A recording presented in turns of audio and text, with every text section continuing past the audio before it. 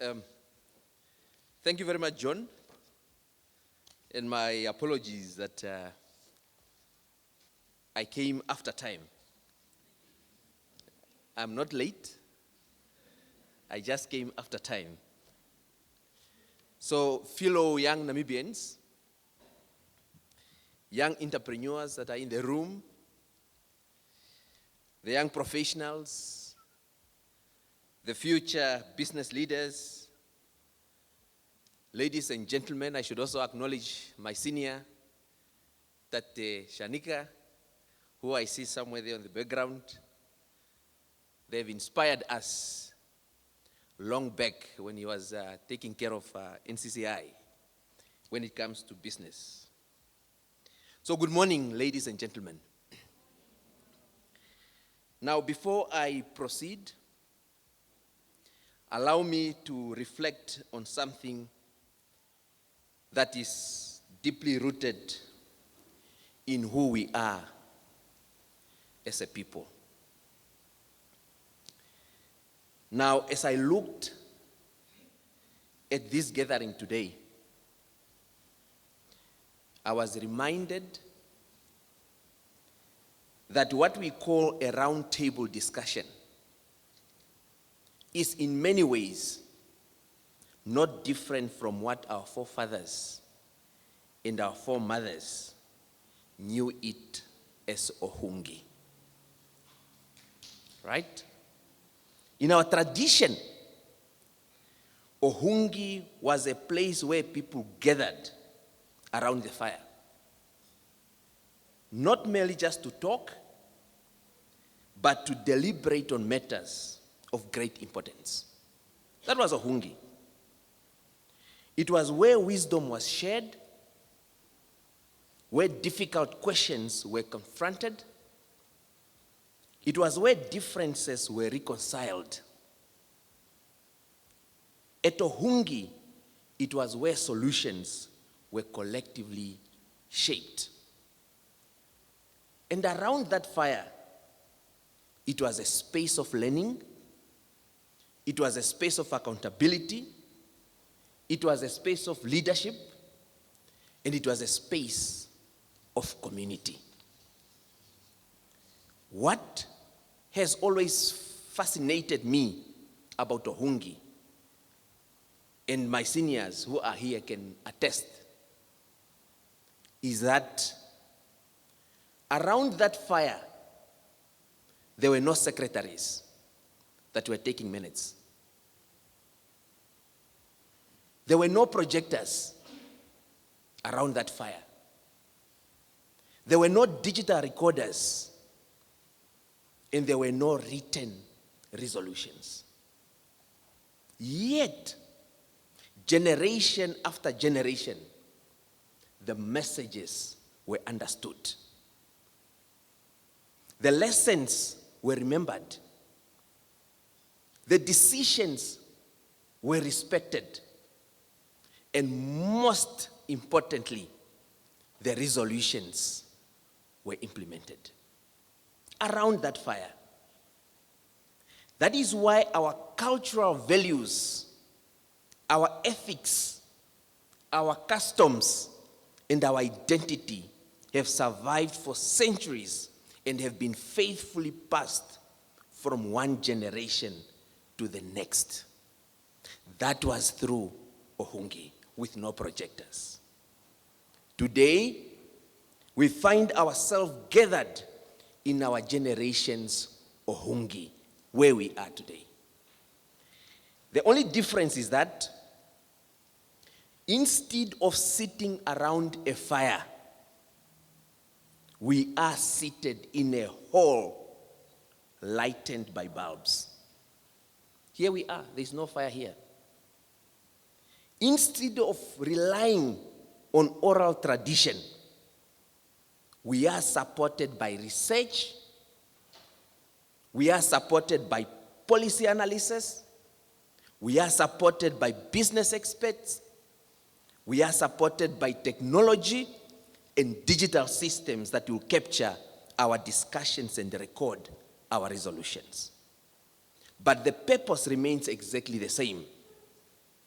And today, the purpose is we are confronted and we are to confront the issues that matter. We are here to exchange ideas honestly. We are here to challenge one another respectfully. And we are here to educate one another. But above all, we are here to live with solutions that can be implemented. I therefore hope that, just like the Ohungi of the olden days, this round table will not simply be remembered for the conversations we had today. It will be remembered for the actions that followed, the businesses that were built, the policies that were influenced, the partnerships that were forged, and the opportunities that were created for young Namibians by young Namibians who are in this room today. So if our ancestors could preserve the nation's value without written minutes from Ohungi, surely we, with all the knowledge, with all the expertise, with all the technologies at our disposal, can obviously advance our national economy. And that is why we are here. So, ladies and gentlemen, the reality is that the economy we are discussing today is the economy we are already living in. We experience high unemployment today. We experience serious struggle to access funding today as business people. We are trying to build businesses today as a generation. We are searching for the markets today as entrepreneurs. We are creating jobs today as young entrepreneurs. And surely we are driving innovation today as young entrepreneurs. Therefore, today's economic conversation must belong to us as the youth. That is why this roundtable discussion is so important. It creates a space where young people are not simply invited to participate, but are expected to think, we are expected to challenge, we are expected to innovate, to collaborate, and obviously to lead economic emancipation. Fellow young people, every nation that has experienced meaningful development has relied on one resource above all others, and that is its young people, us who are in this room. So young people have always been the builders of nations. We have always been the innovators behind new industries. We have always been the implementers of new ideas. And we have always challenged old systems and imagined better ones. And obviously throughout history, major economic and social advancements have been pioneered by young minds who refuse to believe that things have to remain the way they are.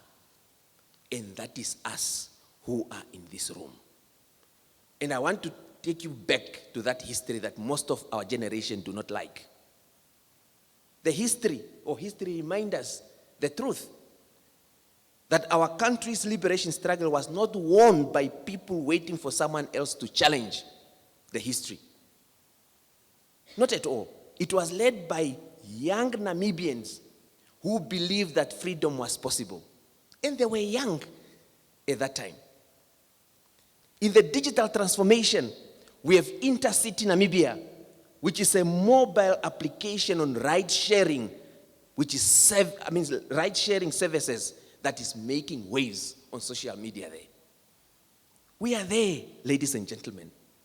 In the financial sector, the Bellatrix SME Finance is there and is supporting young entrepreneurs when it comes to financial support. And today, here we are. We are gathered because of another young visionary. that believed in creating a platform for economic dialogue. And I'm speaking about our host, Mesindano Shanika, that has brought us here today. We are there. Give him a round of applause.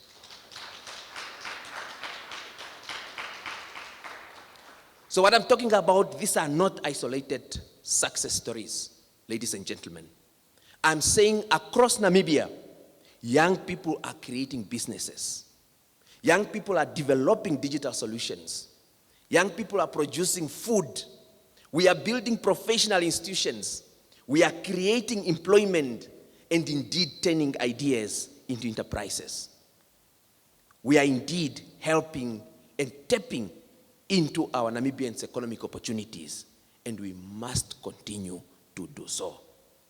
But while we celebrate this progress that we have made so far, we must also be honest about where we are still falling short as young people. I was deeply disappointed during the recent mining expo. I believe most of us were there. And I've observed that amongst the existing operational mines showcased there appeared to be no operational mine owned by a native Namibian. These are serious issues. For a country that has been independent for more than 3 decades and is blessed with mineral wealth, we must ask ourselves these some uncomfortable questions. Are our policies working?